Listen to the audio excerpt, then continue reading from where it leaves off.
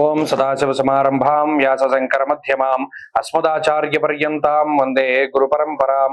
జ్యోతిష్ శాస్త్రాన్ని భావితరాల వారికి ప్రసాదించిన ఋషుల యొక్క పాదపద్మాలకి నమస్కారం చేసుకుంటూ, అలాగే నాకు ఈ జ్యోతిష విద్యను నేర్పిన గురువర్యులు జ్యోతిష బ్రహ్మ కీర్తిశేషులు శ్రీ ఏరంకి సూర్యనారాయణమూర్తి గారు, సూర్య శ్రీ దైవజ్ఞ గారి యొక్క పాదపద్మాలకి నమస్కారం చేసుకుంటూ, ఓం శ్రీ మహాగణాధిపతి నమః, శ్రీ గురుభ్యో నమః, హరి ఓం.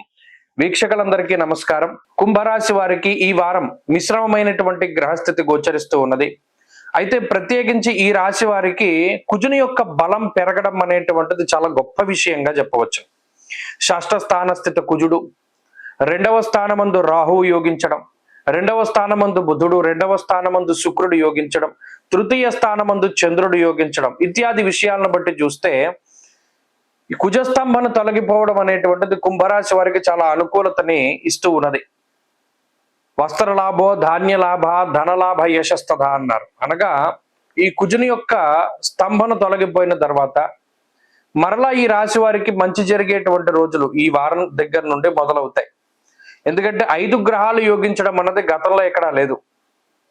శని జన్మరాశి స్థితి సంచారం తొలగిపోవడం కూడా 5 సంవత్సరాలు ఏలినాటి శనిని పూర్తి చేసుకోవడం కూడా ఒకంత మానసికమైనటువంటి ప్రశాంతతని కలగజేస్తూ ఉంటుంది. ఇక రెండవ స్థానం ఎక్కువగా గ్రహాలు యోగించడం వల్ల ధనస్థానం బలంగా ఉంటుంది, ఆర్థిక పరిపుష్టి ఉంటుంది, కుటుంబ సభ్యుల యొక్క సపోర్ట్ ఉంటుంది, మాట వల్ల వచ్చినటువంటి ఇబ్బందులు తొలగిపోతాయి, అలాగే ఆదాయ మార్గాలు పెరుగుతూ ఉంటాయి. ఉద్యోగస్తులకి ఇది చాలా గొప్ప సమయంగా చెప్పవచ్చును. రుణ బాధలు, రోగ బాధలు, శత్రు బాధల్ని తగ్గించుకునేటువంటి విధంగా ఈ గ్రహస్థితి ఎక్కువగా ప్రోత్సహిస్తూ ఉంటుంది. రోగ కారకుడు షష్ఠ స్థానమందు ఉండడం ద్వారా వాటిని నిరోధించగలుగుతారు.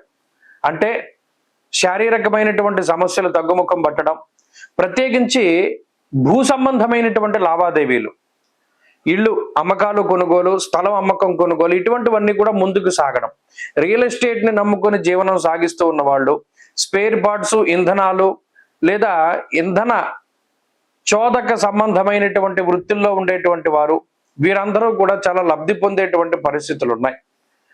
అలాగే ఇనుము పరిశ్రమపై పనిచేసేటువంటి వారు వీరందరూ కూడా లాభసాటిగా వారి యొక్క పనులను చేసుకోగలుగుతారు.